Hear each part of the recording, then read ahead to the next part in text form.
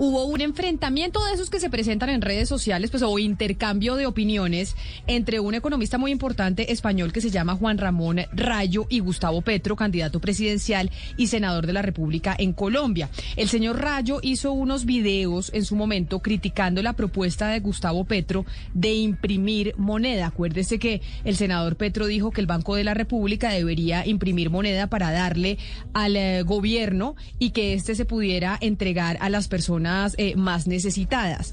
En esa crítica dijo esto en uno de sus apartes el señor Rayo sobre la propuesta de Gustavo Petro. Ayer publicó un vídeo en el que criticaba la propuesta de Gustavo Petro de imprimir pesos colombianos para financiar al gobierno. Y hoy Gustavo Petro me ha contestado. Pero me ha contestado para indicarme qué partes de los argumentos que empleé en ese vídeo son erróneos. No, me ha contestado para acusarme de mentir. ¿Pero realmente he sido yo el que ha mentido? Veámoslo. Ahí entonces hablaba el señor Rayo, que está con nosotros en la línea, que hizo una crítica a esa propuesta económica que generó gran debate aquí en Colombia, que mencionó Gustavo Petro. Señor Rayo, bienvenido, gracias por acompañarnos. ¿Qué tal? ¿Cómo estamos? Muchas gracias a ustedes por la invitación. ¿Por qué un economista como usted, español, se terminó interesando por hacer un análisis de una propuesta que se hace por parte de un candidato presidencial en Colombia? Bueno, al final las malas ideas circulan por todas partes y por tanto es importante atajar esas malas ideas allí donde surjan. Y no olvidemos tampoco que Colombia es un país con 50 millones de habitantes y por tanto con una presencia importante dentro de Hispanoamérica, y después de que este tipo de ideas ya hayan destrozado algunos países de Hispanoamérica como Venezuela o Argentina, solo faltaría que terminaran prendiendo también en Colombia. Pero mire, señor Rayo, entremos ya en el tema de lo que usted estaba debatiendo con el señor candidato a la presidencia, Petro, porque básicamente lo que él ha dicho, y es la base de su propuesta económica, es que el Banco de la República debería emitir no para entregarle esa plata al sector financiero, como lo hace en Estados Unidos y lo hace Europa, sino emitir para darle directamente esa plata al gobierno y que el gobierno se la gaste en subsidios. Yo quiero que usted nos explique por qué lo que en este momento está proponiendo Gustavo Petro es inconveniente para el país nuestro. Bueno, yo creo que él mismo sabe que es inconveniente, porque del intercambio que mantuvimos en Twitter, el senador Gustavo Petro pues me respondió que él no propone eso para su gobierno, que él lo propone ahora excepcionalmente, pero que él no piensa financiar el gasto público de su gobierno de esa manera. Digamos, Gustavo Petro se esté colocando la venda antes de la herida, pone de manifiesto que él mismo sabe que no es una forma convencional ni una forma adecuada de financiar nada. Precisamente por eso se desmarca o se intenta desmarcar de esa idea, porque es una idea indefendible, salvo para aquellos que quieran hundir el valor de la divisa de su país. Y este es el problema. El problema es que hay grandes países, como por ejemplo Estados Unidos, como un conglomerado de países que es la eurozona, Japón, cuyas divisas tienen una fuerte demanda internacional. Los inversores internacionales quieren incorporar esas monedas en su cartera de activos. Y como hay mucha demanda de esas divisas, como muchos inversores las quieren no para gastarlas, sino para ahorrar en ellas, estos países tienen cierta capacidad para incrementar la oferta de esa moneda sin que la moneda se deprecie, sin que la moneda se devalúe. Sin embargo, esa capacidad no la tienen todos los países. No habría que sacar conclusiones. Pero, señor Rayo, permítame, yo lo interrumpo frente a eso que usted está diciendo, porque ¿qué diferencia habría de la propuesta que hace Gustavo Petro con lo que está haciendo hoy Europa, en donde casi todos los bancos centrales o el Banco Central Europeo está comprando toda la deuda? ¿Cuál sería la diferencia entre esa propuesta de Gustavo Petro y Europa? Usted lo que dice es que como nosotros somos un país pobre no se puede hacer, y como la Unión Europea sí tiene más recursos, ¿los bancos centrales sí pueden comprar esa deuda? No únicamente porque sean un país pobre. Si España tuviese soberanía monetaria, es decir, si España tuviese peseta, España tampoco lo podría hacer. Esto lo puede hacer Alemania, que es quien respalda la eurozona, lo puede hacer Estados Unidos, lo puede hacer Japón, pero no lo pueden hacer países con una solvencia bastante debilitada, como es el caso de Colombia, como es el caso de España si estuviera fuera de la eurozona, como sería el caso de Italia, como sería el caso de Portugal. Es decir, no se trata de que Colombia sea Colombia, se trata de que hay estados más o menos solventes, más o menos O sea, creíbles. solo los estados ricos pueden permitirse que sus bancos centrales compren la deuda de los países, es lo que usted dice. Un estado no tan solvente como el nuestro no lo puede hacer, es la teoría que usted plantea. Claro, ricos, creíbles y solventes. Esto es como la deuda pública. ¿A qué tipo de interés está financiando ahora mismo Colombia en el bono a 10 años? 7-8%. Alemania se financia en tipos negativos. Estados Unidos se financia al 1%. ¿Por qué? Pues porque la deuda de Estados Unidos, la deuda de Alemania, es muy apreciada, es muy demandada, muchos inversores la quieren tener, también sus monedas, pero la deuda de Colombia no. Y la deuda de España, si no estuviese Alemania detrás respaldándonos, tampoco. La deuda de España en 2012 llegó al 7% de tipos de interés. ¿Por qué? Pues porque no es un país suficientemente creíble como para incrementar mucho la oferta de deuda, la oferta de moneda y que todo el mundo la quiera comprar. El peso colombiano no es el dólar, el peso colombiano no es el PES, no es el euro, el peso colombiano no es el franco suizo. Entonces, si no lo es, no se pueden trazar paralelismos de lo que puede hacer Colombia en función de lo que haga o deje de hacer Estados Unidos. Claro, hay una premisa que es muy básica, ¿no? Que imprimir billetes genera inflación. Y aquí le pregunto, señor Rayo, ¿qué es más importante en este momento de pandemia? ¿Preocuparnos por la inflación o subsidiar a los más vulnerables que no tienen con qué comer?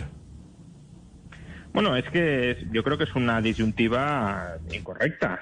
El gasto público puede que tenga que aumentar en momentos extraordinarios como la pandemia, pero para eso está la emisión de deuda pública.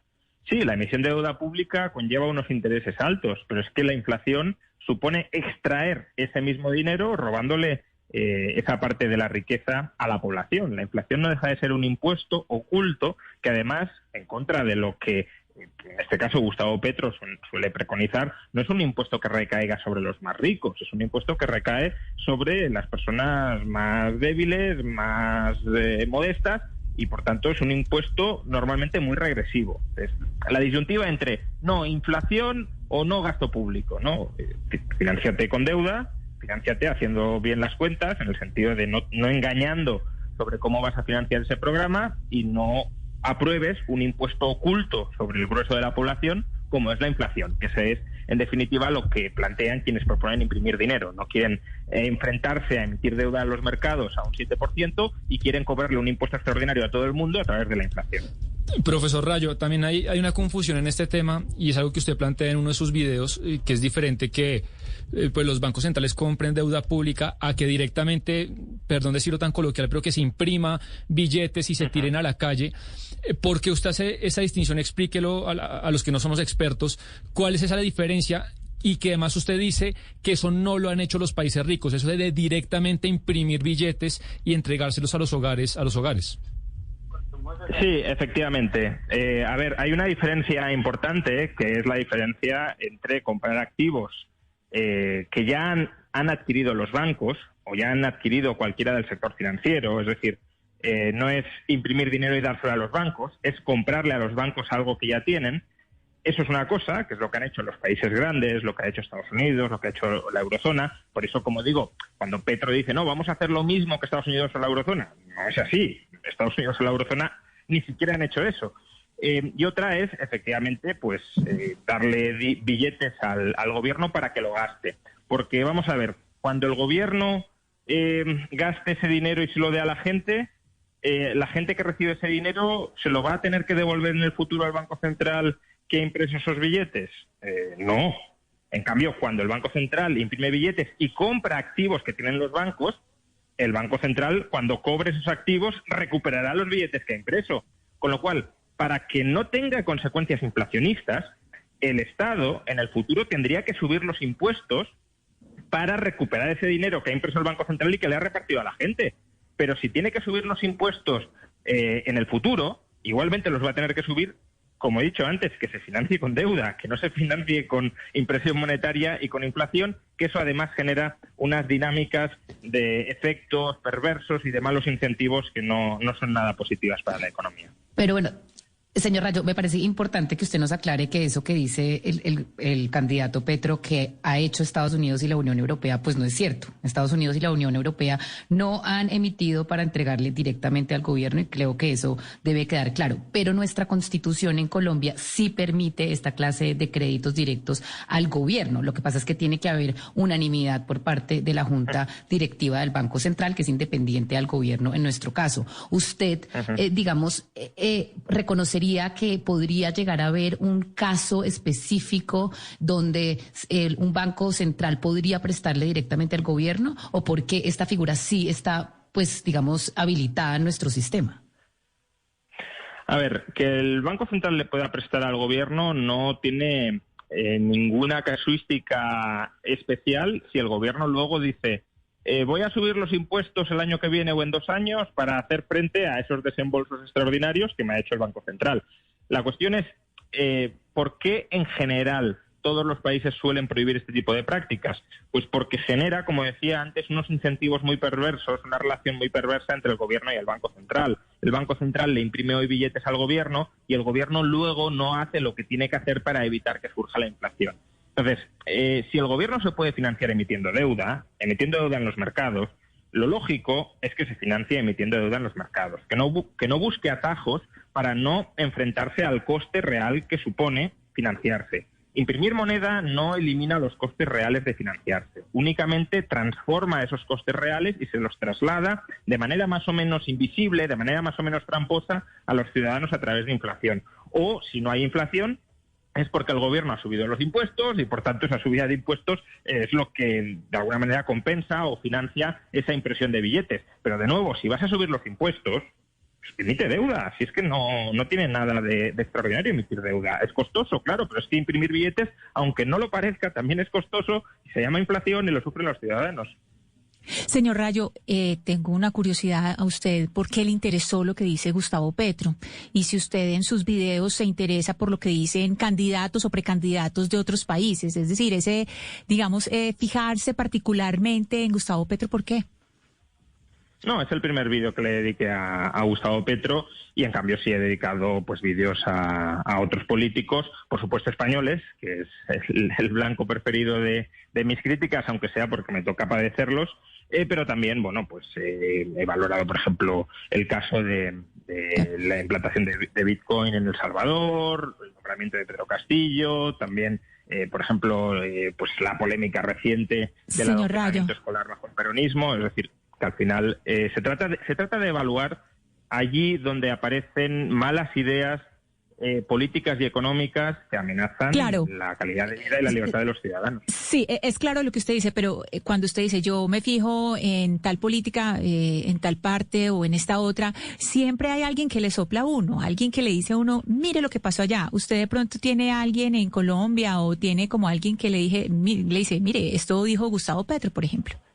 Bueno, realmente lo vi a través de Twitter. Si no recuerdo mal, el tuit de Gustavo Petro me llegó porque otro economista español que también ha polemizado con Gustavo Petro, que se llama Daniel Lacalle, retuiteó y criticó ese comentario de Gustavo Petro sobre imprimir dinero. Además, uno de los últimos libros que he publicado es justamente un libro en contra de estas ideas nuevas de la teoría monetaria moderna, planteando este tipo de políticas para financiar al gobierno. Por tanto, creo que era una crítica más que necesaria, sobre todo de un candidato que aspira a ser presidente de Colombia y que si llega a ser presidente de Colombia con este tipo de propuestas, pues los colombianos lo pasarán muy mal. Pues es Juan Ramón Rayo, economista español. Queríamos hablar con usted, señor Rayo, precisamente sobre ese intercambio de comentarios económicos que tuvo usted con el candidato presidencial Gustavo Petro. Mil gracias por habernos atendido y feliz tarde ya allá en España. Muchas gracias a ustedes. Hasta otra.